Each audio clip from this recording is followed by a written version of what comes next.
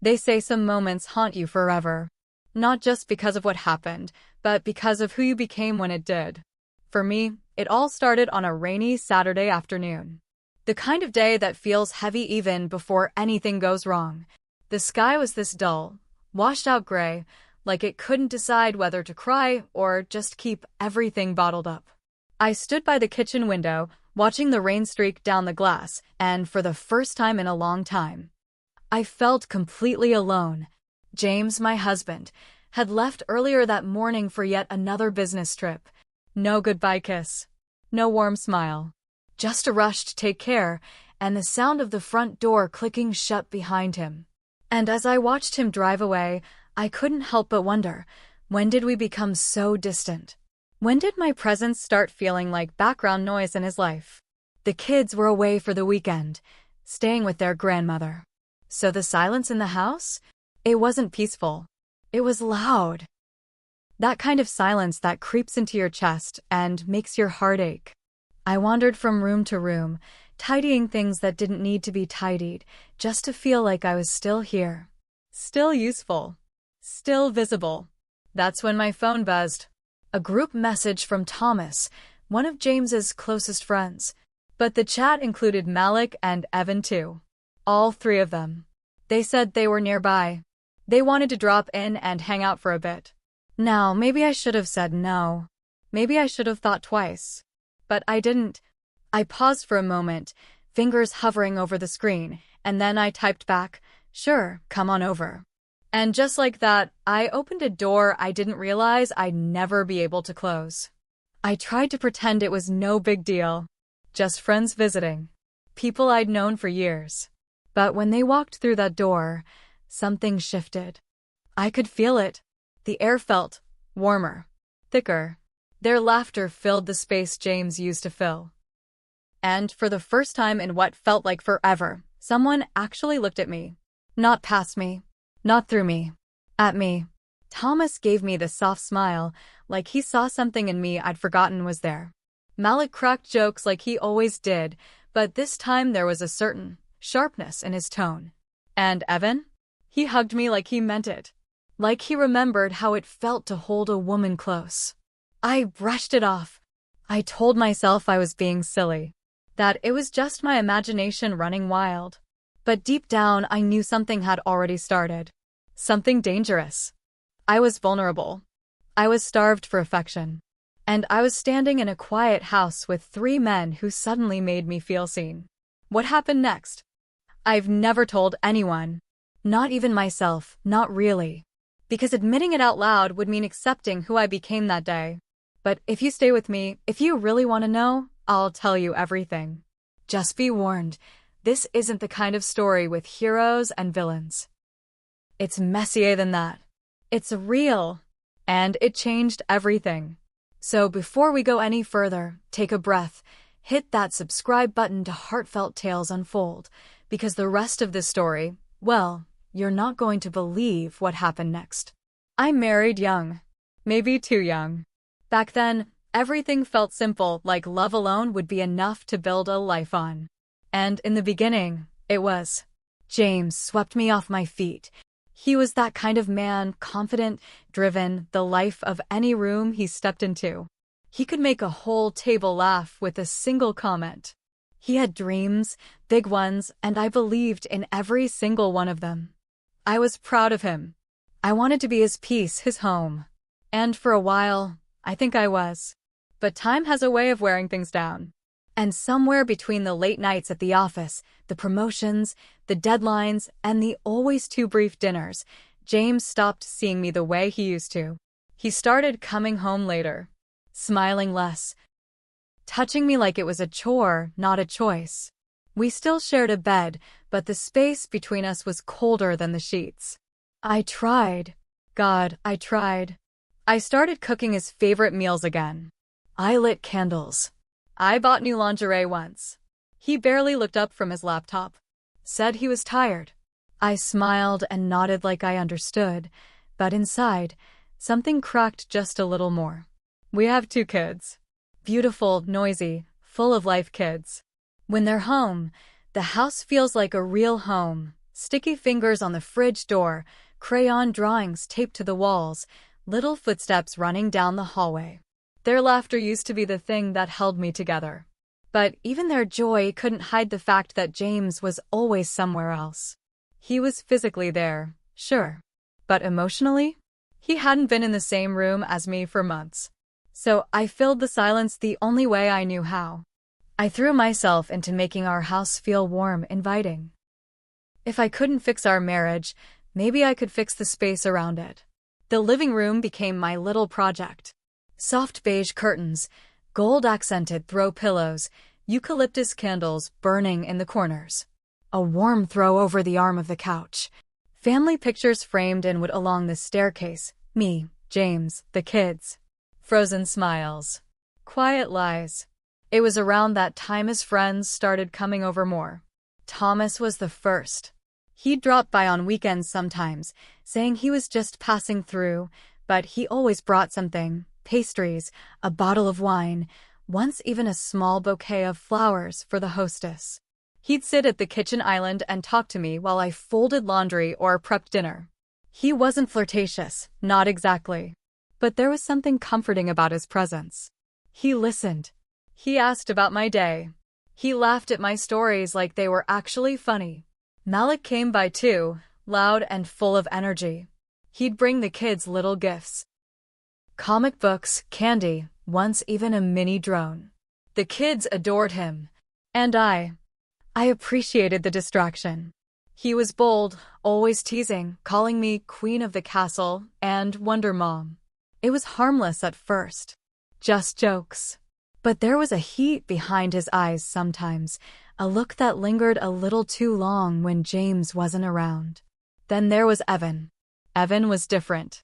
He didn't talk as much. He didn't need to. He had this calm, confident energy that made you lean in just to feel it closer. He noticed things when I changed my hair, when I wore a new shade of lipstick. He made me feel visible. Like I was still someone worth looking at. Worth knowing. It was subtle, at first. Just casual visits. A knock on the door. James home. Oh, he's not? Well, mind if I come in anyway? And I never said no. The truth is, I was lonely. Not just alone. Lonely. The kind of loneliness that wraps itself around your chest and squeezes when no one's watching. I missed being touched, being talked to, being seen. I missed feeling like I mattered. With James, everything had become a checklist. Groceries, bills, school events. But with his friends? I laughed again. I felt lighter. Not entirely whole, but not invisible either. I knew it was dangerous. I knew what it could look like. But when you've been starving for affection, even crumbs start to feel like a feast. And in that quiet, well-decorated house, filled with eucalyptus candles and memories I was trying to preserve, 3 men stepped in and unknowingly stepped into a space James had left wide open. I didn't think much of it at the time. I told myself it was normal, innocent. But looking back now, I think part of me knew something was about to change. And none of us would walk away untouched. It started simply enough. James had another trip coming up, a weekend business retreat with his company. Nothing unusual. He was always traveling. Always in some hotel, some conference room, chasing the next deal. By then, I had stopped asking questions. I didn't even bother pretending I was upset anymore. The day before he left, as he was packing, he casually mentioned that his friends might swing by while he was gone. They'll probably hang out for a bit, watch the game or something, he said, barely looking up from his suitcase. Just, be nice. Make sure they're comfortable. I laughed a little, mostly out of disbelief. So now I'm hosting your friends while you're away? He gave me a quick kiss on the cheek, more of a formality than affection, and said, "You've always been a great hostess." And that was it. That was the moment. So small, so ordinary. But those are the ones that sneak up on you. The next afternoon, the rain started early. Gentle at first, then heavier. It drummed steadily against the windows like a quiet warning. I lit candles in the living room, made the house cozy. I figured if I was going to be alone with 3 men for the weekend, I might as well make it feel welcoming. I wore a simple dress, nothing flashy, nothing too revealing, but something that hugged me just enough to remind me I was still a woman, not just a wife and mom. Around 5:30, the doorbell rang. First Thomas, then Malik, then Evan. Each one carrying something. Thomas brought a bottle of red, Malik had snacks, Evan brought flowers. Not for James. For me. Just a little something for our lovely hostess, he said, handing me a small bouquet of white lilies. My breath caught, but I smiled, pretending it was normal. Pretending my heart didn't flutter just a little. We settled in the living room. The fire was crackling, the wine was breathing, and the laughter, it flowed easily. Too easily. We talked about old college stories, the kids, work, movies, anything and everything. I remember Malik teasing me about my grown woman wine taste when I brought out the glasses. Thomas helped me set the table without even being asked. Evan watched me the entire time. Quietly. Closely. I made them dinner, roasted chicken, garlic mashed potatoes, and green beans with almonds. I'd made it 100 times before, but that night it felt different. I plated it with care, added little garnishes like I was cooking for someone I wanted to impress. They noticed. They kept complimenting the food, my kitchen, the ambience. I blushed more times than I'd like to admit. And then came the wine. 1 glass turned into 2. 2 turned into 3. The laughter got louder, the eye contact lingered longer, the casual touches, like Thomas brushing my arm when he passed behind me, began to feel charged. Malik made a joke about how James was lucky. Evan didn't laugh. He just looked at me. And I'll never forget that look. It wasn't overtly suggestive. It wasn't even inappropriate, not exactly. But it was intense. Quiet. A look that held something unspoken. Like a question hanging in the air between us. My heart skipped a beat. Not because I was scared. Because I felt something I hadn't felt in a long, long time. Seen. Wanted. Alive.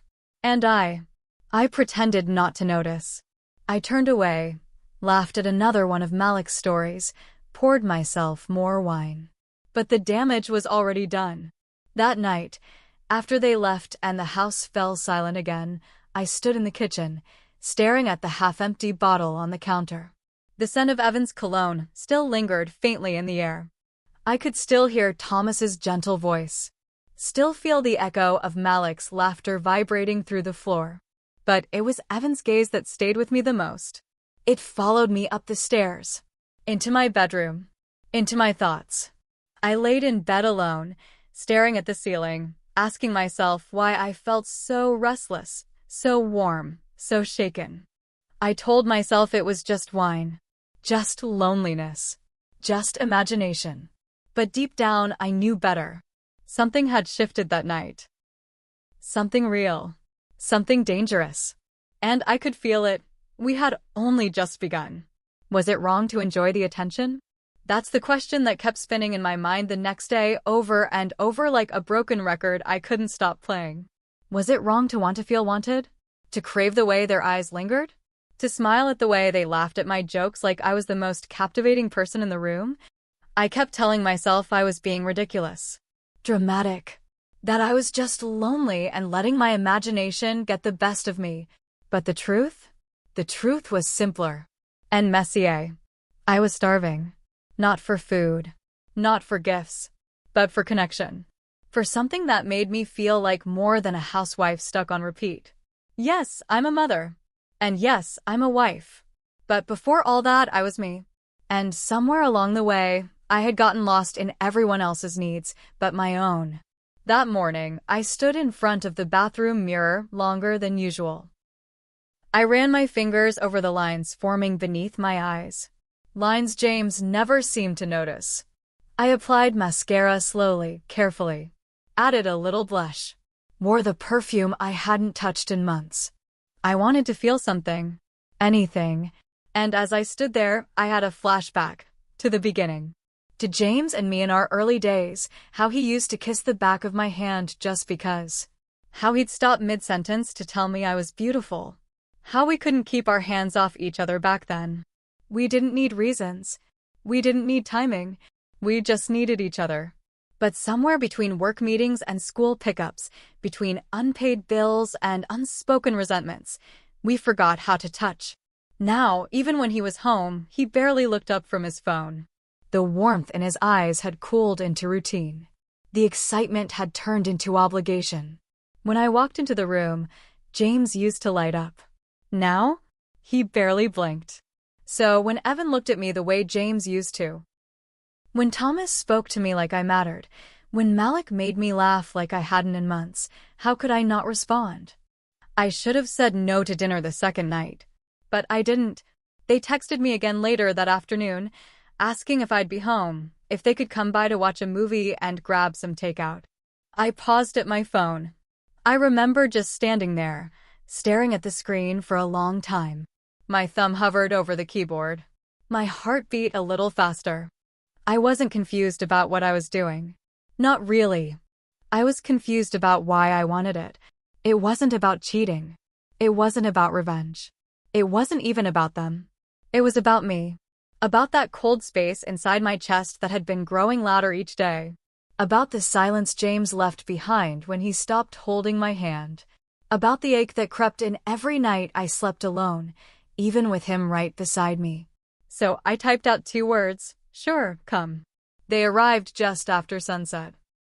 Malik with his usual swagger, Thomas with his calm smile, and Evan. Evan with that same quiet intensity. They brought food, Thai. My favorite. They remembered. We curled up on the sectional, a movie playing in the background that none of us paid much attention to. The room was dim, the glow from the screen flickering across our faces. I sat in the middle, Malik on one side, Thomas on the other, and Evan, he took the floor right in front of me, leaning back against the edge of the couch. Close. Close enough that I could feel the warmth of his back against my legs. I laughed too much. My smile lingered too long. My body leaned without thinking, and I hated myself for how easy it all felt. I kept telling myself nothing was happening, that everything was innocent, that I was just enjoying the company, just soaking up the attention like sunlight after a long winter. But deep down I knew I was slipping. Every laugh, every glance, every shared look was pushing me closer to a line I swore I'd never cross. And still, I didn't stop it. Because the truth? I didn't want to. That second dinner opened a door I didn't know how to close. And once it opened, everything began to shift. It started in ways that seemed small. Little things. Evan stayed late that night, after Thomas and Malik had left. Said he forgot his phone. But he hadn't forgotten anything. He lingered. Just stood there at the doorway, one hand still resting on the doorknob, the other tucked into his pocket. He smiled softly, that same quiet, thoughtful smile he always wore. I told him I'd grab his phone. It was sitting right there on the coffee table. But he didn't move. "I'm not in a rush," he said. There was a pause long, thick with something unspoken. He walked back toward the living room, looked around, then sat again on the edge of the couch. So I sat too. Not beside him. Not at first. But close enough that I could feel the warmth of his body in the space between us. Close enough that silence didn't feel awkward. It felt charged. We talked. Not about anything deep. Just life. Favorite foods. Childhood memories. But beneath every word, there was tension. A kind of pull I tried to ignore but couldn't. When he finally stood to leave, really leave this time, he didn't just walk out. He stopped at the door, turned, looked at me. His voice dropped to a near whisper. "You know, I always wondered what it'd feel like to be James for a day." Then he smiled again, said goodnight, and walked out into the rain. I stood there in the hallway, hand on the door, heart racing like I'd just heard a secret I wasn't supposed to know. The next day, Thomas stopped by. He said he was in the area and thought he'd check on the leaky kitchen faucet James had mentioned weeks ago. I let him in, grateful for the company. We stood side by side under the sink, both crouched low. The space was small. Our arms bumped once, twice, and then his hand brushed mine, warm, strong, calloused. He didn't apologize. And I didn't pull away. We stayed under that sink longer than we needed to. Fixed things that weren't broken. Talked about everything but what we were both thinking. When he finally stood up, he looked down at me and said, "James is lucky. You know that, right?" I gave him a tight smile. But something inside me ached. Then, as if fate was daring me to go further, Malik texted that evening. He was outside with a bottle of wine and said he had a story too funny not to share. He came in laughing, full of life, the way he always was. He teased me about my playlist. He joked about how I always wore soft sweaters that looked like heaven. He poured wine for both of us, dropped onto the couch, and before I knew it, we were shoulder to shoulder, laughing like we used to in college before life got complicated. And then his tone shifted. "You know, I used to think James didn't deserve you," he said, eyes locked on mine. "Now I'm sure of it." I should have stopped him, told him to go home. But I just sat there and let that moment pass between us like smoke, thick and impossible to grab. After that, things changed. They each began coming by more often. Not always together. Sometimes alone. Sometimes with a reason. Sometimes without. A broken chair. A borrowed book. A craving for homemade cookies. Any excuse. I let them in. Every time. The glances became longer. The compliments deeper. The silences more loaded. Thomas would bring little things, fresh flowers, candles he said smelled like comfort. Malik started calling me darlin' and resting his hand on the small of my back when he passed. Evan. Evan barely spoke anymore. But when he looked at me, I felt like I was standing naked in front of him, completely exposed, seen, and somehow still safe. Each man fed a different hunger inside me. Thomas made me feel respected. Like I was still worthy of care. Malik made me laugh, made me feel alive again. And Evan? He reminded me of passion, of fire, of the kind of connection that didn't need words. I knew it was spiraling. I knew I was skating dangerously close to something I couldn't undo. But I didn't stop. Because in their eyes, I wasn't invisible. I was me again. One night late, after the kids had gone to bed, after James had texted me a quick, "Won't be back till Monday," I heard a knock on the door. I opened it, expecting just one of them, but all three stood there, smiling, soaking wet from the rain. No explanations. No awkwardness. Like this was planned. Like they knew exactly what they were doing. And I just stood there, frozen, my breath caught in my throat. And in that moment, before anyone said a word, I realized this wasn't about James anymore. This was about me. What happened next? I'm not sure I'll ever be able to explain. But I can tell you this, after that night, nothing was ever the same. I should have said no. I should have closed the door, smiled politely, told them it was late, told them I wasn't feeling well, anything to stop what was already unfolding in front of me. But I didn't. Instead, I stepped aside, and I let them in. The three of them walked in like they belonged there, no hesitation, no awkward glances between them. It was as if they'd talked about it, as if they already knew what this night might become. The air was heavy, not with heat, but with anticipation. The kind that wraps around your throat and makes it hard to breathe, even though no one's touching you yet. I tried to play it off, told them to make themselves comfortable while I grabbed more wine. My hands trembled as I poured the glasses, and I could feel their eyes on me. All three of them, watching every move, reading every shift in my breath, every flicker in my eyes. We ended up in the living room. Same space as always, but that night it felt smaller, dimmer, more intimate. The shadows clung to the corners of the room like they didn't want to miss anything. It started off light. We talked, joked, laughed about the usual things.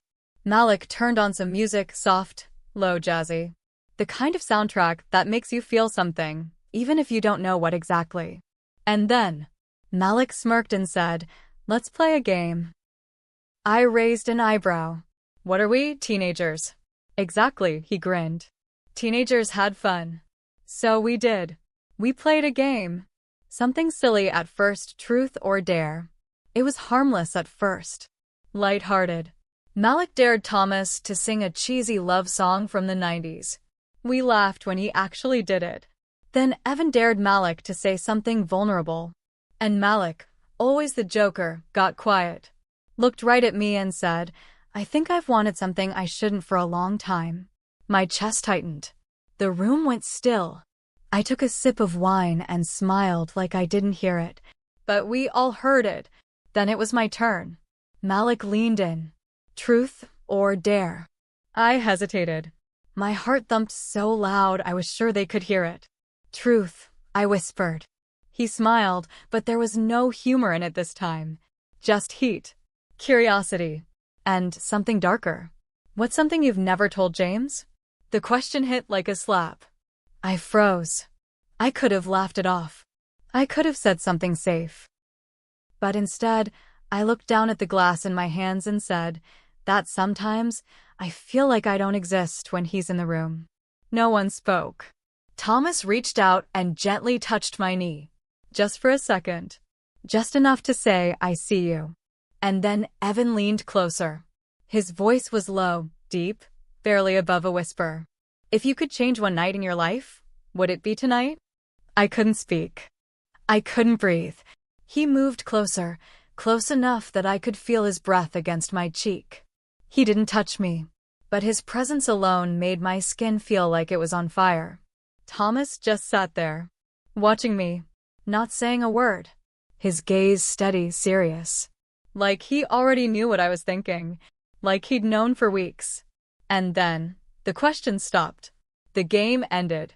But the tension didn't. There were no more dares. No more jokes. Just the four of us. Sitting there. In a room so full of electricity, I swear I could hear it crackling in the air. It wasn't just physical. It was emotional. Twisted. Charged. And terrifying. I was pulled in every direction, by every glance, every unspoken invitation, every part of me that wanted to feel, everything I hadn't felt in so long. I don't remember how long we sat there in that silence, but I remember how it felt. My breath shallow, my skin warm, my heart pounding like it was trying to escape my chest. And then something happened. Not one thing, not one moment, but a slow unraveling of boundaries, soft touches, lingering stares, words that weren't meant to be said out loud, but were. And when it was all over, I didn't sleep that night. And I wasn't alone. Not really. Even when the room emptied and the lights dimmed and I was lying in that bed by myself. I wasn't alone. Because everything they gave me, every look, every word, every feeling, I carried it with me. I still do. The next morning, everything looked the same. But nothing felt the same. The sunlight filtered through the blinds like it always did, lighting up the dust in the air. The house was quiet, too quiet. That eerie kind of stillness that settles in after something irreversible has happened. Like the walls themselves knew what had unfolded the night before. My head was pounding. My body felt strange, like it wasn't entirely mine anymore. I moved through the house like a ghost, numb, detached, waiting for something, anything, to break the spell. But nothing did. Then my phone rang. It was James. I froze when I saw his name on the screen. My fingers curled tightly around the phone, and for a moment, I just stared at it, like maybe if I looked long enough, it would disappear. I didn't answer. I couldn't, because I knew my voice would shake. I knew he'd hear something in it. Something I wouldn't be able to explain. He texted instead. "Just checking in. Hope you're okay." I typed back. "All good. Just tired. Kids are fine. Love you. Lie. Lie. Lie." I hated how easy it was. Later that morning, I found Thomas in the kitchen. He was sipping coffee in silence, eyes fixed on the floor. I said good morning. He barely looked up, just nodded, murmured something about needing to get going. Malik appeared next, shirt half-buttoned, a playful smirk that didn't quite reach his eyes. "You're gonna act like nothing happened?" I asked quietly. He shrugged, his usual boldness suddenly fragile. "I mean, what do you want me to say?" Before I could respond, he was gone. Left the coffee untouched on the counter. Left me standing there with questions I didn't know how to form. And then there was Evan. He was the last to leave. He walked toward the door like it was just another morning, like everything was normal. When he reached me, he leaned in slowly, pressed a soft kiss to my cheek, said nothing, just looked at me one last time, and then walked out into the morning light. The silence that followed was deafening. I stood in that kitchen for what felt like hours, listening to the ticking of the clock, the hum of the refrigerator, the ache of my own thoughts. The house, once warm with noise and laughter, now felt like a tomb. I cleaned, scrubbed every inch of the living room, changed the sheets, washed the wine glasses twice. Not because they were dirty, but because I was trying to scrub the memory of the night off of them. Off of me. But memories don't rinse clean. They stain. 2 days later, James came home. I watched his car pull into the driveway. Watched him sit in the driver's seat for a moment longer than usual, like he was bracing himself. He walked through the door with that same tired smile. Set down his suitcase. Kissed the top of my head, like he always did. But when he looked at me, he paused, just for a second. And in that second, I knew. He noticed something. Maybe it was the way my eyes didn't meet his. Maybe it was the way I flinched when he touched my arm. Maybe it was just a gut feeling. He didn't say anything, but he didn't have to. I saw it in his eyes. A flicker of something. Not suspicion, exactly, but distance. That same distance I'd been feeling for months, except this time, it wasn't coming from him. It was coming from me. I moved around him like a stranger. Polite, smiling at the right moments, asking the right questions. But inside, I was screaming. Not from guilt, from confusion, from the storm of emotions that had taken root inside me: desire, regret, fear, a strange and terrible thrill I couldn't admit to anyone, not even myself. Every time James touched me, I felt like I was cheating on the memory of a night I both wished never happened and couldn't stop thinking about. I was no longer sure who I was, or what I wanted. But I knew one thing: the damage had already been done. I've played that night over in my head 1,000 times. Every detail, every laugh, every glance that lingered too long, every word that felt like more than it was supposed to, and still, I don't have an answer. Was I seeking revenge on a man who forgot me? A man who once made me feel like the center of his world, only to later treat me like a background character in his own life? Or was I just trying to feel alive again? I don't know. I really don't. Because what I did, it didn't feel calculated. It wasn't some grand plan to hurt James or prove a point. It felt impulsive, messy, human. Like my heart had been starving for so long, it no longer cared where the food came from. I betrayed him. But what's harder to admit is that I betrayed myself. I crossed a line I swore I never would. I became someone I didn't recognize. Someone I'm not proud of. And yet, there's another truth I can't ignore. For the first time in what felt like years, I felt seen. Not just looked at. Seen. Touched without being owned. Desired without being dismissed. Listened to without being brushed aside. It's a dangerous thing, feeling alive in someone else's hands. Especially when those hands don't belong to your husband. I don't know if James suspects anything. If he does, he hasn't said a word. Maybe he's chosen not to ask. Maybe he's afraid of the answer. And as for them, Thomas, Malik, Evan, I don't know if they've spoken to each other about that night. If they've told James. if they ever will. We don't talk much now. Occasional texts. A few awkward conversations when James invites them over. We pretend everything's normal. But it's not. There's tension under every word. A flicker of something unsaid in every passing glance. And one of them still looks at me like he's waiting. Waiting for me to say something. To do something.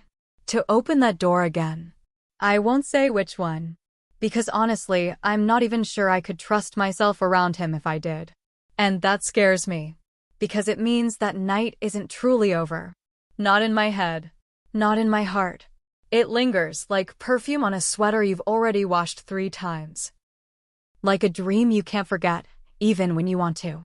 I try to be the same way.